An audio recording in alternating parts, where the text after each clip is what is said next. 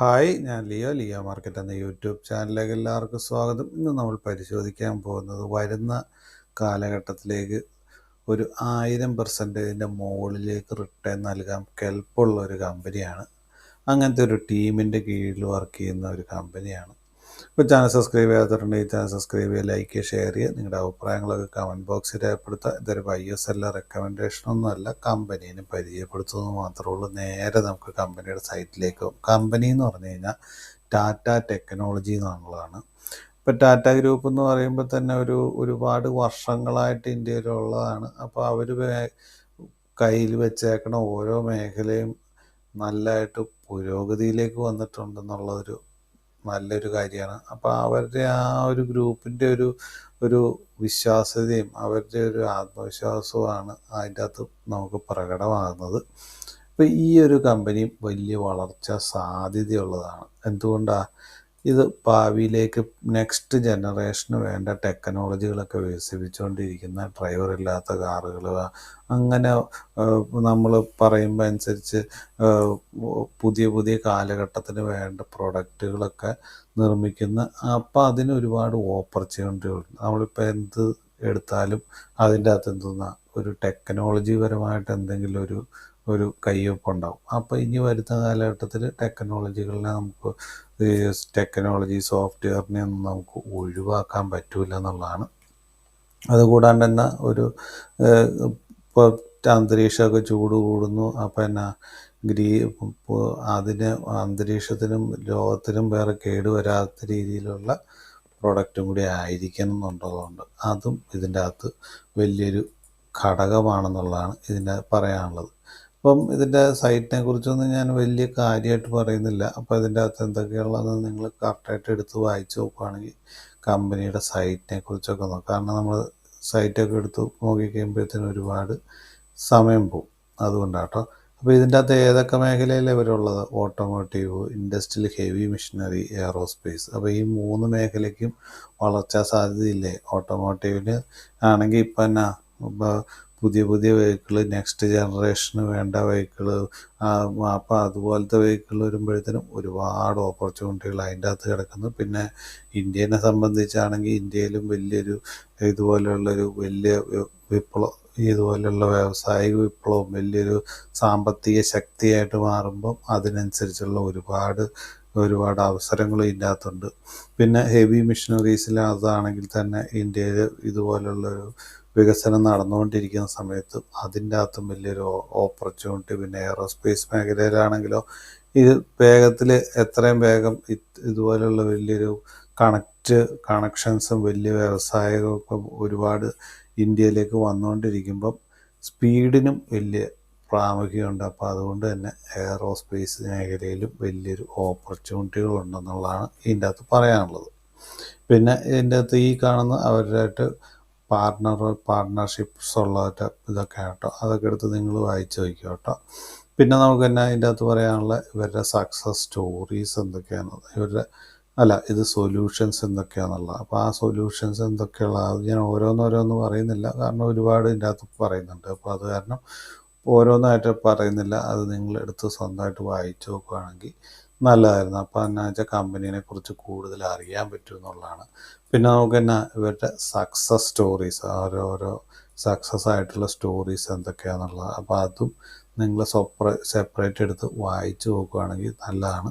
കമ്പനീനെ പറ്റി നല്ലൊരു വിവരണം ലഭിക്കും എന്നുള്ളതാണ്. കമ്പനീനെ പറ്റി അവർ വെച്ചേക്കണ മേഖലകൾ ഏതൊക്കെയാണ്, വളർച്ചാ സാധ്യതയുള്ളത്, എങ്ങനെയാണ് അതിൻ്റെ അകത്ത് ഓരോ ഇതും വന്നതെന്നുള്ളതാണ്. സക്സസ് സ്റ്റോറീസൊക്കെ ഇതിൻ്റെ അകത്ത് പറയുന്നുണ്ട്. അതൊക്കെ നിങ്ങൾ സ്വന്തമായിട്ട് വായിച്ച് നോക്കുക. ഇനി നമുക്ക് തന്നെ നമ്മുടെ ഇമ്പോർട്ടൻ്റ് ആയിട്ടുള്ള ഫണ്ടമെൻ്റൽ നോക്കാം. NSEയിലും BSEയിലും ലിസ്റ്റ് ചെയ്തേക്കുന്ന ഒരു കമ്പനിയാണ്. 46,431 കോടിയുടെ ഒരു മിഡ് ക്യാപ്പ് കമ്പനിയാണ്. 1145 current market price. 52 week high എന്ന് പറഞ്ഞാൽ 1400, 52 വീക്ക് ലോ എന്ന് പറഞ്ഞാൽ 1130. സ്റ്റോക്കിൻ്റെ പി എന്ന് പറഞ്ഞാൽ 74.4. ബുക്ക് വാല്യൂ ഇപ്പോൾ ഇത് അധികം കാലമായിട്ടില്ല ലിസ്റ്റ് ചെയ്തിട്ട്, അതുകൊണ്ട് ബുക്ക് വാല്യൂ പറഞ്ഞില്ല. ഡിവിഡൻഡ് ഇപ്പോൾ നൽകുന്ന ഇപ്പോൾ സ്റ്റാർട്ടിങ് അല്ലേ ആയിട്ടുള്ളൂ. ROCE എന്ന് പറയുമ്പോൾ ROCE 28.1, ROE എന്ന് പറഞ്ഞാൽ 23.7. ഫേസ് വാല്യൂ 2 ഉള്ളൂ. ഇപ്പം അതിൻ്റെ അകത്തെ ചാർട്ട് പാറ്റേണൊക്കെ ഒന്നും നോക്കാറൊന്നും ആയിട്ടില്ല. പിന്നെ അതിൻ്റെ അകത്തെ ഒരുപാട് എതിരാളികളൊക്കെ ഉള്ളൊരു കമ്പനിയാണ്. അതിൻ്റെ അകത്ത് നേരിട്ട് എതിരാളി വരുന്നത് KPIT ടെക്നോളജിയൊക്കെയാണ് കേട്ടോ. അതിൻ്റെ അകത്ത് നേരെ അതിൻ്റെ എതിരാളി എന്ന് പറഞ്ഞു വരുന്നത്. പിന്നെ നമുക്ക് year on year sales growth നോക്കാം. 2019 മാർച്ചിൽ എത്രയായി? 2942 അതിപ്പോൾ എത്രയായി? മാർച്ച് 2023 4414 വന്നേക്കണത്. അപ്പോൾ അതിൻ്റെ അകത്ത് ഓരോ കാലഘട്ടത്തിൽ ഒരു കണ്ടിന്യൂസ് സെയിൽസ് കൂടി വരുന്നുണ്ട്. ഇപ്പോൾ 2-3 വർഷം കൂടി കറക്റ്റായിട്ട് നോക്കി കഴിയുമ്പോൾ നമുക്ക് കൃത്യമായിട്ട് മനസ്സിലാവും എന്നുള്ളതാണ്. ഓപ്പറേറ്റിംഗ് പ്രോഫിറ്റ് എന്ന് പറഞ്ഞാലോ 505 ഇപ്പോൾ 821 കൂടിയിട്ടുണ്ട്. ഓപ്പറേറ്റിംഗ് മാർജിൻ ആണെങ്കിലോ ഒരു 16-നും 19-നും ഇടയിൽ നിൽക്കുന്നു എന്നുള്ളതാണ്. പിന്നെ നെറ്റ് പ്രോഫിറ്റ് ആണെങ്കിലോ 353 കോടിയിൽ നിന്ന് 624 കോടിയിലേക്ക് കൂടിയിട്ടുണ്ട്. പിന്നെ ഇതിൻ്റെ അകത്ത് റിസർവ് നോക്കിക്കഴിഞ്ഞാൽ 2019 മാർച്ചിൽ 1715 അതിപ്പോൾ എത്രയായി? 2772 കോടിയിലേക്കും വന്നിട്ടുണ്ട്. കടമാണെങ്കിലോ കടം 260 വന്നിട്ടുണ്ട്. അപ്പോൾ ഒരു 260 ആ ഏരിയയിൽ തന്നെയാണ് കുറച്ച് കാലങ്ങളായിട്ട് നിൽക്കുന്നത്. ലോങ് ടൈമാണോ ഷോർട്ട് ടൈമാണോ നോക്കിയാലോ ലോങ് ടൈമും ഇല്ല ഷോർട്ട് ടൈമും ഇല്ല, എല്ലാം ലീസിനെടുത്തേക്കണം, ലീസ് ലൈവിൽ. അപ്പോൾ അത് കുഴപ്പമില്ല. ലോങ് ടൈം ബോറോയിങ്സും ഇല്ല ഷോർട്ട് ടൈം ബോറോയിങ്സും ഇല്ല. അപ്പോൾ അതൊരു നല്ല പോസിറ്റീവ് പോയിൻ്റാണ്. പിന്നെ നമുക്ക് നോക്കുമ്പോൾ എന്നാ ഇതിൻ്റെ താഴത്തേക്ക് നോക്കിക്കഴിയുമ്പോൾ ഷെയർ ഹോൾഡിംഗ് പാറ്റേൺ. അപ്പം ഇത് ആപ്പാടെ ഡിസംബറിലെ മാത്രമേ ഇതിൻ്റെ അകത്ത് വന്നിട്ടുള്ളൂ. അപ്പോൾ പ്രൊമോട്ടർ എന്ന് പറയുമ്പോൾ 55.39 50% മുകളിലും പ്രൊമോട്ടർക്ക് കയ്യിൽ തന്നെയാണ് നിൽക്കുന്നത്. FISന് 2% മുകളിൽ, DISൻ്റെ 2.5%, ബാക്കി പബ്ലിക്കിൻ്റെ കയ്യിലാണ്. അപ്പോൾ പബ്ലിക് എന്ന് പറയുമ്പോൾ തന്നെ 40-ൻ്റെ അകത്ത് തന്നെ വലിയ TPG എന്നൊക്കെ അങ്ങനെ പറഞ്ഞ വലിയ കമ്പനികളൊക്കെ ഇതിൻ്റെ അകത്ത് വന്നിട്ടുണ്ട്. അതൊക്കെ ഈ പബ്ലിക്കായിട്ട് വരുമോ എന്ന് എനിക്കൊരു സംശയമുണ്ട്. അത് നമുക്ക് ഭാവിയിലേക്ക് നോക്കാം. അത് എന്താ ഇങ്ങനെ ഭാവിയിലേക്ക് നോക്കാമെന്ന് പറഞ്ഞാൽ ഇപ്പോൾ ലിസ്റ്റ് ചെയ്തിട്ട് അധികം കാലം ആയിട്ടില്ല. അപ്പോൾ ഭാവിയിൽ ഈ FIS DIS ഇവരുടെ അകത്ത് ഇപ്പോൾ ഈ സ്ട്രൈക്ക് കൂട്ടുവാണോ കുറയ്ക്കുവാണോ എന്നുള്ളത് എപ്പോഴും നമ്മൾ നോക്കിയിരിക്കേണ്ട കാര്യമാണ്. അപ്പോൾ നമുക്ക് അപ്പം അത് നോക്കിയിരിക്കാൻ പറ്റിയൊരു മേഖല എന്ന് പറയുമ്പോൾ ഈ ചാർട്ടാണ്. ഇപ്പോൾ ഇത് ഡെയിലി ചാർട്ടാണ്. ഇപ്പോൾ ഡെയിലി ചാർട്ടിൻ്റെ ഒരു പ്രത്യേകത എന്താ? ലിസ്റ്റ് ചെയ്ത് കഴിഞ്ഞിട്ട് എന്തായി? ലോവർ ഹൈ ഫോർമേഷനിലാണ് പോയിക്കൊണ്ടിരിക്കുന്നത്. ഇവിടെ ഞാനൊരു ട്രെൻഡ് ലൈൻ വരച്ചിട്ടുണ്ട്. അപ്പോൾ ഈ ട്രെൻഡ് ലൈൻ ഇതുവരെ മറികടക്കാൻ പറ്റിയിട്ടില്ല. ഇവിടെ ഒരു ശ്രമം നടത്തിയായിരുന്നു, നടന്നില്ല. ഇപ്പോഴും എന്നാ ചെയ്യുന്നത്? ഇപ്പോൾ ഇവിടെ കുറച്ച് ദിവസമായിട്ടൊരു കൺസോളിഡേഷൻ ചെയ്തൊരു ഇവിടെ ഇപ്പോൾ നിലവിലൊരു ഡോജി ക്യാനിലൊക്കെ വന്ന് നിൽക്കുകയാണ്. അപ്പോൾ ഇത് എന്താ സംഭവിക്കുന്നത്? ഇപ്പോഴത്തെ ഒരു സപ്പോർട്ട് എന്ന് പറഞ്ഞാൽ 1130 എന്ന് പറഞ്ഞ ഏരിയയിൽ നല്ല സപ്പോർട്ടുള്ളത്.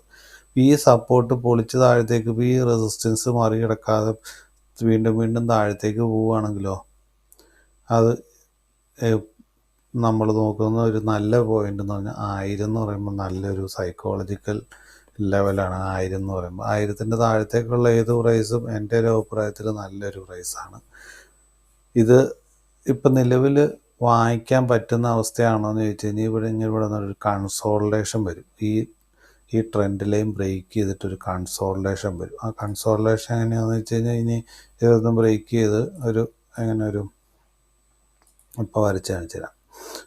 ഇങ്ങനെ ഒരു കൺസോളിഡേഷൻ വരും. അത് ചിലപ്പോൾ ഇവിടെ വരും, അല്ലെങ്കിൽ എന്ന് വെച്ചാൽ ഇതിൻ്റെ താഴത്തേക്ക് ബ്രേക്ക് ചെയ്തിട്ട് വരും. അത് ഏതാണെന്ന് വെച്ചാൽ നമ്മൾ നോക്കിയിരിക്കണം. അത് കഴിഞ്ഞിട്ട് തന്നെ റെസിസ്റ്റൻസ് ഏതായിരിക്കും? ആദ്യത്തെ റെസിസ്റ്റൻസ് ഇപ്പോൾ ഇവിടെ ഒരു കൺസോളിഡേഷൻ ആണെങ്കിൽ ഫസ്റ്റ് റെസിസ്റ്റൻസ് തന്നെ 1179. ഈ 1179 മറികടന്നാൽ പിന്നെ ഇതിൻ്റെ ഓപ്പണിങ്ങിൽ വന്നേക്കണ ആദ്യത്തെ പ്രൈസ് 1199 എന്ന് പറഞ്ഞാൽ ഇവനും മറികടന്നാൽ പിന്നെ പുതിയ ഓൾ ടൈം ഹൈയിലേക്ക് മൂവ്മെൻറ്റ് നടക്കാൻ പോവുകയാണ്. അത് കഴിഞ്ഞാൽ പിന്നെ 1248, 1313, 1347, പിന്നെ 1400 എന്ന് പറഞ്ഞാൽ ഈ 1400 മറികടക്കാൻ പറ്റിക്കഴിഞ്ഞാൽ പിന്നെ ഒരു റാലിക്ക് ചാൻസ് ഉണ്ട്.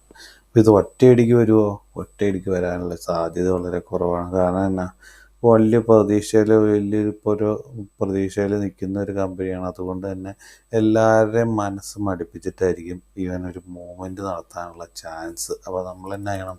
ക്ഷമയോടുകൂടി നോക്കിയിരിക്കുക എന്നുള്ളതാണ്. അപ്പോൾ ആ ക്ഷമ എത്ര കൂടുതൽ കാണിക്കുന്നു അവർക്കായിരിക്കും കൂടുതൽ റിട്ടേൺ ലഭിക്കുക.